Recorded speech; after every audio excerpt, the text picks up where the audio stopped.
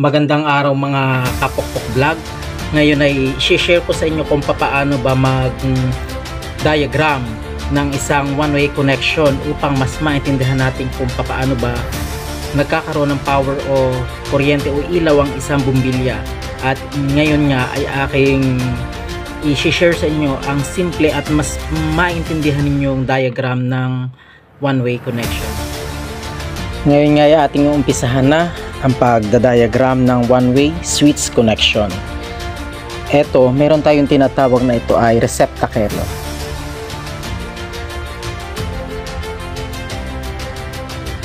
Receptacle o yung tinatawag nating bukilya. At ito ang ating pinaka-bumbilya o bulb. Ito ang switch, one-way switch. Ito ang ating square box.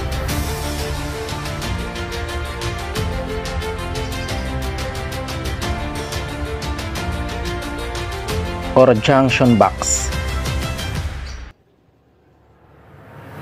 Meron tayong breaker.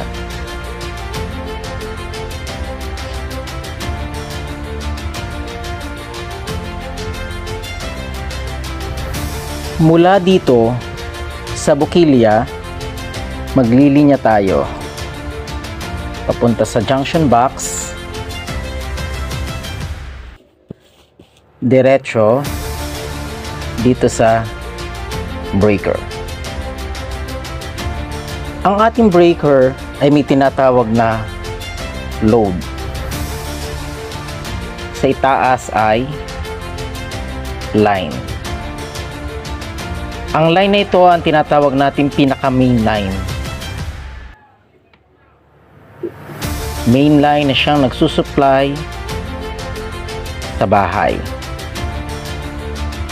Itong aking ginawang linyang ito, itong tinatawag nating neutral.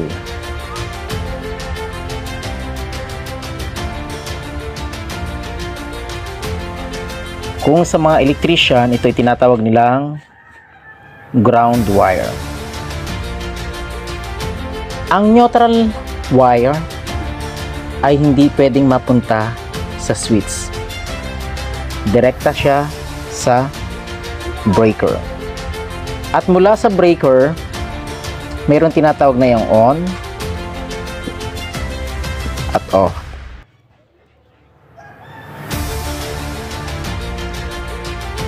Ang load na sinasabi, siya nagsusupply sa kabahayan mula sa line. Kung naglagay ka dito sa itaas sa kanang bahagi ng neutral, automatic sa ilalim ay neutral din, kanang bahagi din. Hindi siya pwede mapunta sa kaliwa. Kaya kung nasaan sa itaas ang neutral, dun mo rin ang ilalagay ang sa ilalim ang neutral. Kung live sa kaliwa, live din sa kaliwang ilalim. Yan ang paglalagay ng ating linya. At mula naman dito sa kabila ng bukilya na pinaglalagyan ng bumbilya, gagawa tayo ng isang linya. Linyan diretso sa switch. Ito ang tinatawag nating return or balik sa mga electrician. At mula sa switch, gagawa ulit tayo ng isa pang linya direkta sa junction box papunta sa isang bahagi ng breaker. Ito ang tinatawag nating live wire. Live wire or hot wire. Muli, ang live wire ay hindi pwedeng mapunta sa bukilya. Lagi lang siyang nasa switch. Once na itinaas mo ang si breaker at itinaas mo itong si live papunta kay return, automatic ilaw si bumbilya.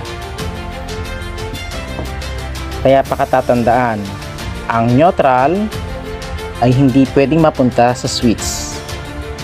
At si live ay hindi pwedeng mapunta sa receptacle.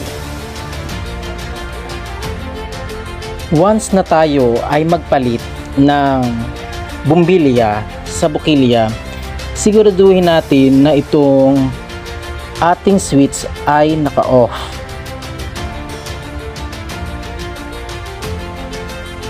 Naka-off siya o kaya ang breaker ay naka-off para sigurado tayo na safe tayo. Dahil once na ito ay pinatay mo or ini-off mo itong si switch, automatic itong si neutral at si return or balik nating wire, wala siyang power. Tanging ang live wire lamang ang may power.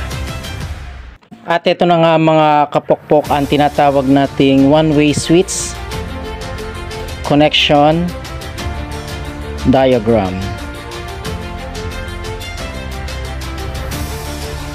Naway meron kayong natutunan sa simpleng diagram na ito at ako'y lalambing sa inyo ng kaunti.